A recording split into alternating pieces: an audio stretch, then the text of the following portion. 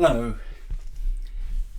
Is there selfishness after death? That might sound like an odd question at first, but it's one that makes a surprising amount of sense when you really think about it. Especially if you've ever found yourself lying awake at night, wondering what happens after we die. Do we float off into some peaceful, all-loving light? Or do we carry the emotional baggage and personality quirks we had in this life into the next one? If so, what happens to those of us who spend our lives a bit too wrapped up in ourselves? So let's have a good think about it.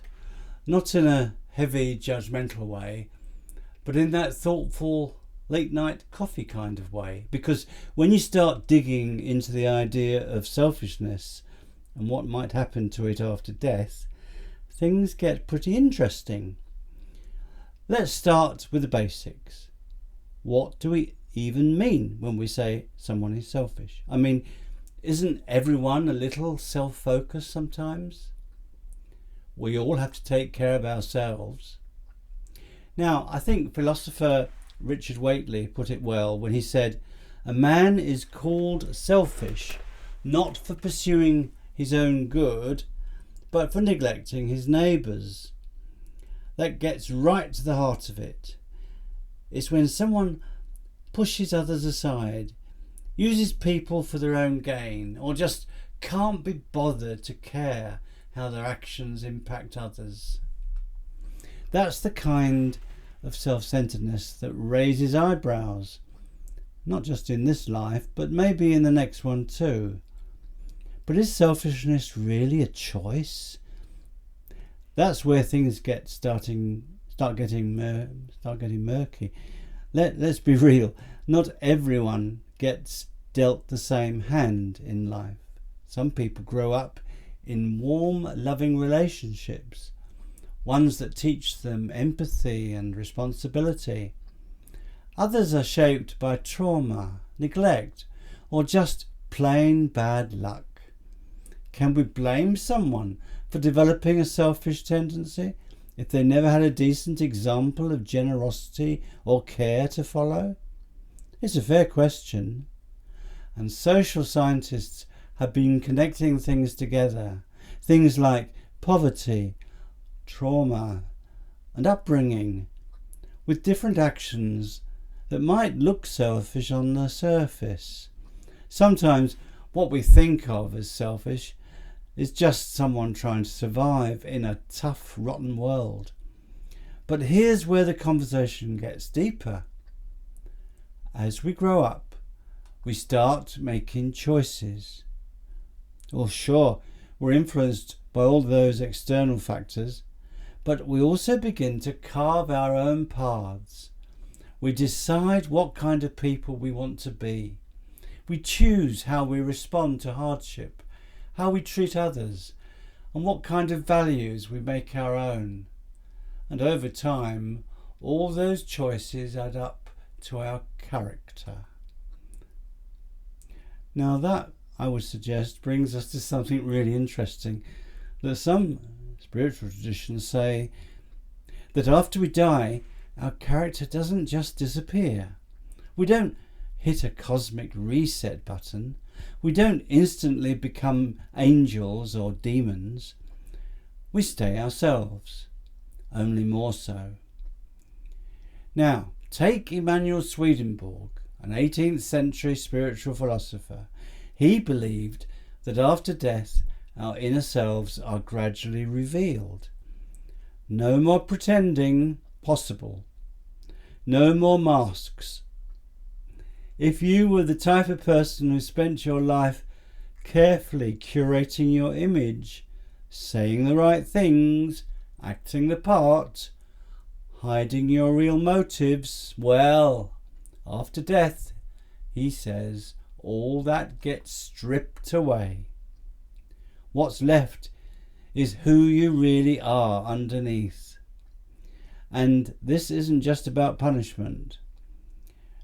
Swedenborg and many others who have reported near-death experiences talk about a kind of life review. Imagine sitting through a movie of your life, but not just watching what happened. You feel what others felt in response to your actions. The joy you gave them, the hurt you caused. It's not a courtroom scene. No one's pointing fingers. But you're there, front and centre, experiencing it all. That sounds pretty intense, right?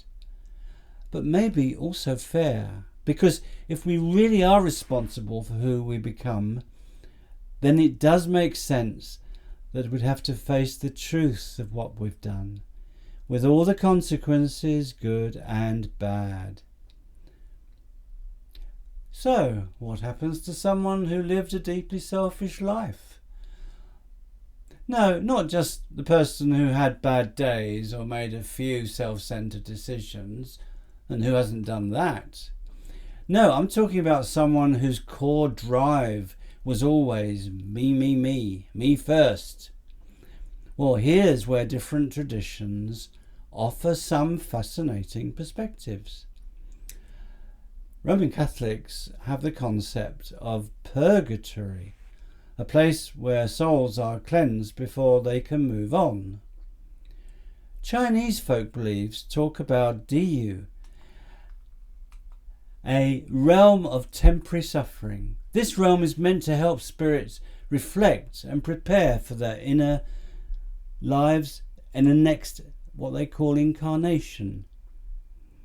Swedenborg describes a process, on the other hand, called bastiones, where false beliefs and harmful attitudes are stripped away.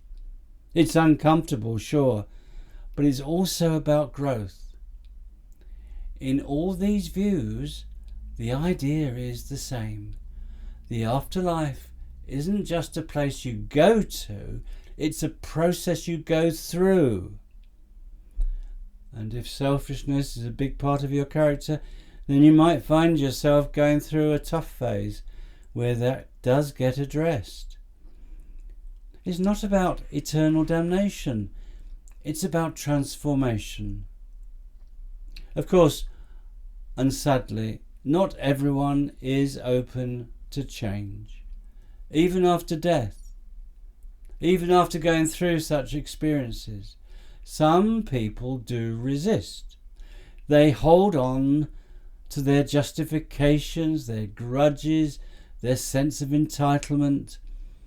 And according to Swedenborg, those souls end up gravitating towards others who are similar. Not because they're being punished for what they did in life, but because that's what they want deep down. They are still seeking the kind of environment that suits their desires. Imagine a community made up entirely of people who are only out for themselves, who want control, social status and pleasure all the time, and don't give a hoot how it might cost other people. That doesn't sound like a very joyful place, does it? But someone who has lived that way and embraced that kind of mindset, it might feel familiar, even comfortable.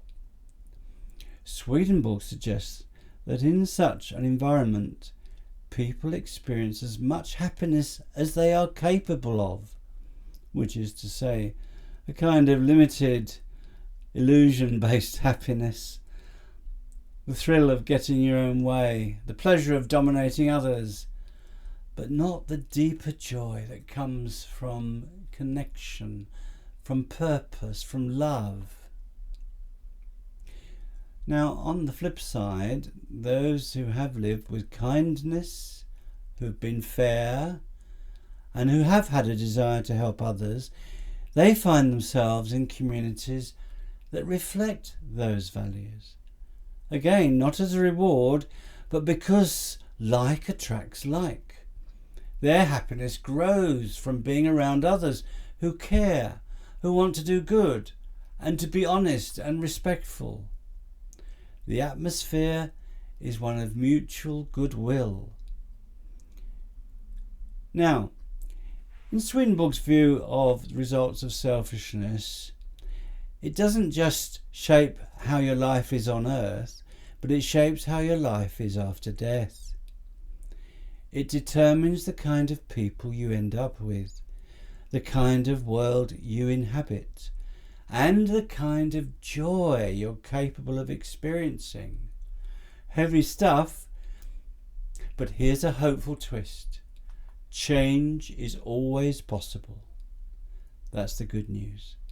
We're not stuck. We're not doomed. Every day gives us new chances to be a little less self-absorbed, a little more aware of how our actions affect others, a little more willing to share, to help and to care. And don't think this means becoming a kind of saint overnight. That's not realistic. No, it's more about heading in the right direction. That's the opportunity life gives us today. Making conscious choices, reflecting on what drives us and where our loyalties lie. Now, we all have power. The question is, how do we use it? For our own gain, no matter the cost, or in ways that lift others up too? That choice might just echo far beyond this life. So next time you catch yourself acting self-centeredly, and we all do it, take it as a chance, as an opportunity, not to beat yourself up, but to check in with yourself. What do you really want? What kind of person are you becoming? What kind of afterlife would that person feel at home in? Maybe selfishness still influences us after death. Then maybe the real question isn't, will I be punished for my past selfish actions, but who am I choosing to become? And in that, every moment still alive is a gift, a chance to write our own next chapter in this life and the next. Now, doesn't that make for a meaningful conversation over coffee?